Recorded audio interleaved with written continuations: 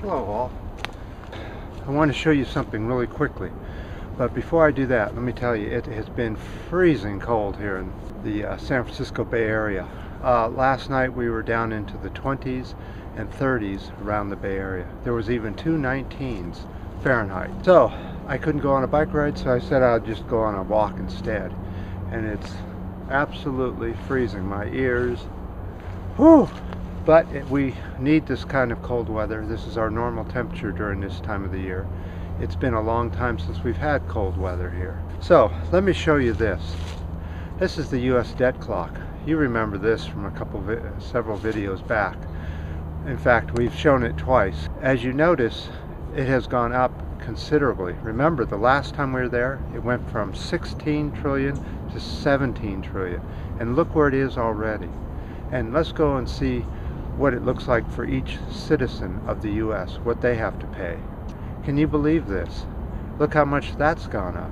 And so what I wanted to talk about was this constant giving money to the wealthy, giving money to the banks, you know, in quantitative easing or austerity or these. I keep listening to economists, and they've been interviewing experts at it, and every single one of them says that there is a bubble building in the commodities market, the housing, the condos, that type of thing, yachts, property, you know, all these different equity things. And they say the bubble is going to burst, but let me tell you about the bubble here in San Francisco. We're building condos between 290 square feet up to 1,200 square feet, but most of them are around 500 to 600 square feet. The price has gone enormously high. 7 million, 6 million, 5 million for 600 square feet in a condo. You talk about a bubble bursting. The one here in San Francisco is huge, and you can see that it's just on the verge of bursting, because who's going to be able to keep paying for these high prices? You know, are there that many wealthy people? We have become a true country of the wealthy against the poor. That'll take us to our next item.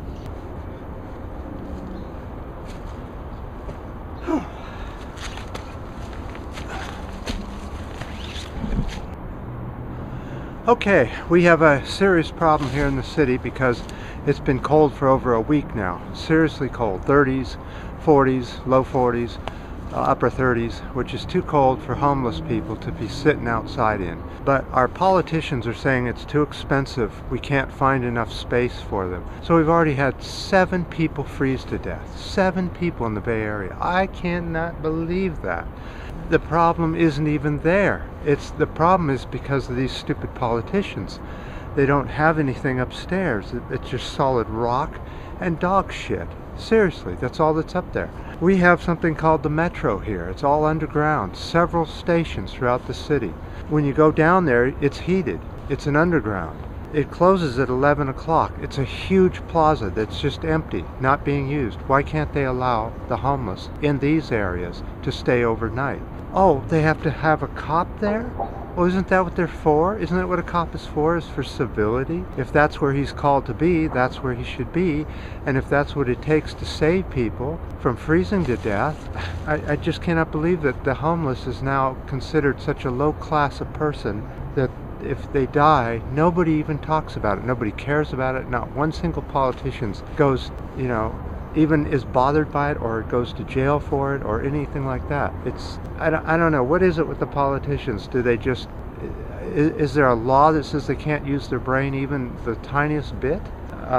Boy, I'm just blown away by this. But being out here and feeling how cold it is, and to think that somebody had to stay out all night in such cold weather with the wind blowing. It is blowing, not as much as it was earlier, but at night it seems, with this real cold weather, it seems to really blow a lot of wind. Have to edit all that. Okay, and let me show you something else. We talk about climate change quite a bit. I want to show you guys these 2 videos, and I know you don't like to go to another video. I've got the links down in the description on YouTube. But I think these are really important because it shows two types of weather that is coming. Well, it isn't coming, it's already here. It's just how often these type of storms will happen. They're absolutely amazing. The first one, watch what happens as the rain starts to get to the boat. Watch the speed at which all that happens down on the water. And the second one, what a nightmare, huh? To have to live through something like that. But every single one of us is going to live through that at some point pretty soon because of severe climate change and because the politicians are absolutely ignoring it. They're not going to make any changes to anything, even though going to a full solar and wind energy system would probably make far more money than any fossil fuel industry would. Boy, look at the frost. Thick. Looks almost like snow. So we still haven't had any rain. It's been beautiful blue sky every single day. Very warm, very cold, but blue sky. Things might change next month, or in about 2 weeks. They're forecasting no rain for 2 more weeks, and remember, December is when we get all of our rain. So we basically have gone through the whole month again without rain. This is our second year. But there are something on the horizon that looks good. Let's go take a look.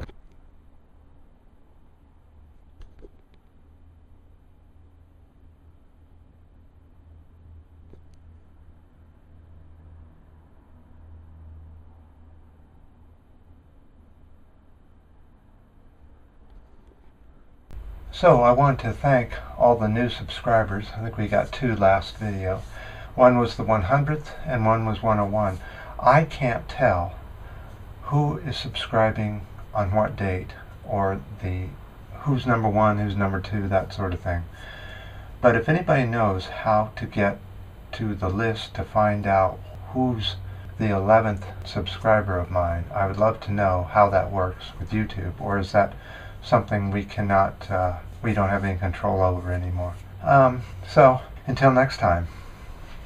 Oh, and thanks for the comments.